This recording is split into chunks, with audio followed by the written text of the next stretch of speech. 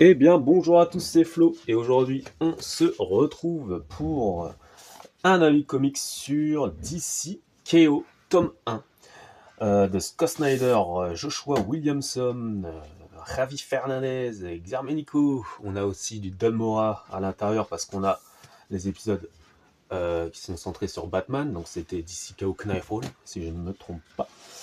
Alors, si je me trompe pas, de toute façon, on va aller voir le sommaire.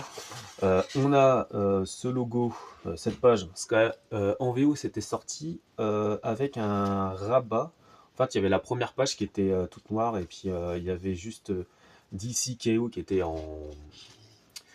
du coup on voyait à travers en fait. Et derrière il y avait la vraie cover.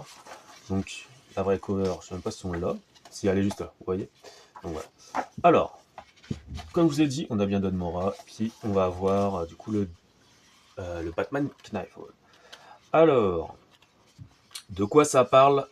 Ça va être, je pense, un avis comics assez rapide, tout simplement parce que on est sur un classique tournoi des champions, on est sur un Budokai Tenkeshi. Tout simplement, les héros vont faire un tournoi pour essayer de gagner une force Oméga. Donc voilà, le gagnant du tournoi va avoir la force Oméga pour pouvoir battre tout simplement Darkseid. Parce que Darkseid est en train de revenir. Ils ont une semaine. Voilà, ils ont une semaine pour finir le tournoi, pour avoir un vainqueur, parce que Darkseid arrive. Et le gagnant aura cette force Oméga. Autant vous dire que c'est assez classique, nul ou pas, c'est un petit défouloir, on va dire. Vous n'avez pas besoin de vous poser et réfléchir grandement.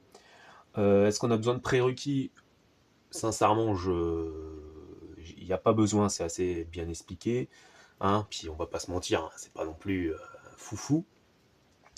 Moi, j'avais lu les deux premiers tomes de Justice League Unlimited. Je sais que apparemment le tome 3 et le tome 3 de Justice League Unlimited et le tome 3 de Superman aussi sont les liens pour DC KO. Moi, je suis pas allé sur le tome 3 de Justice League parce que le 1 et le 2 m'ont pas spécialement plu. J'en avais pas parlé à l'époque. Je vais peut-être essayer de les relire. Parce que moi, ça faisait tellement longtemps que j'avais pas lu le Justice League. Je me suis dit, oh là là, enfin. Et en fait, je trouvais que c'était un pétard mouillé, cette Justice League Unlimited. Trop de personnages pour en fait pas grand chose. Donc globalement, c'était pas ma cam. Donc là, je vous montrer quelques pages. Donc ouais, vous voyez ce Darkseid évolué là, qui a trouvé cette équation. Donc voilà. Globalement, du coup, d'histoire, voilà, c'est ça. Voilà, ce tournoi des champions, il y aura un petit côté jeu vidéo aussi. C'est bizarre parce que j'en ai parlé dans Absolute Wonder Woman, avec ce côté RPG où il y a des personnages qui augmentent, qui augmentent, qui gagnent des power-up et puis des artefacts tout au long de l'histoire, mais parce que c'est la quête du héros.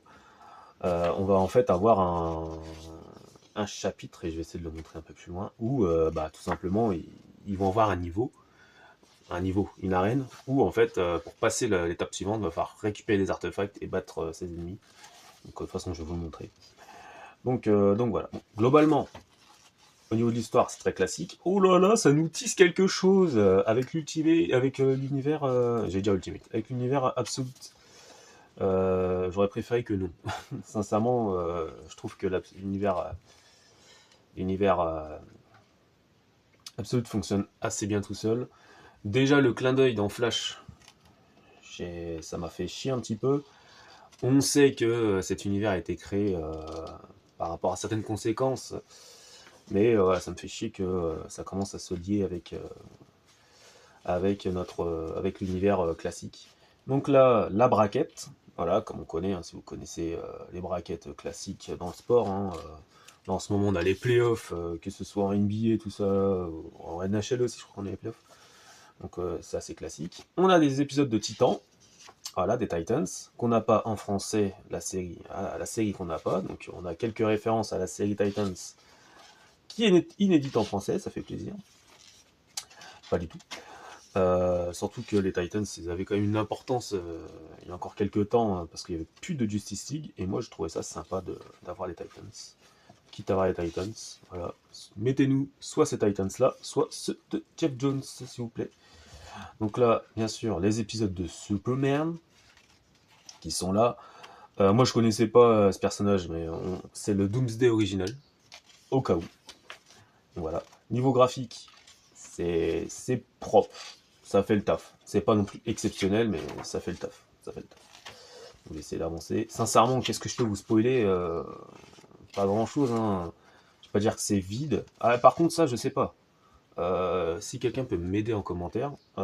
Superbone Prime, du coup, il est redevenu gentil, on va dire, entre guillemets. Il est redevenu clean.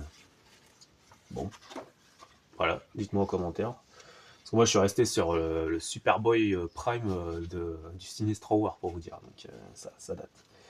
Donc là, on est sur Batman Knifefall, du coup, qui... alors, il s'est passé quelque chose dans DC KO, et lui, il était transporté dans un autre, dans un univers alternatif, dans une Gotham, où, là, vous allez voir que Nightwing est devenu Batman.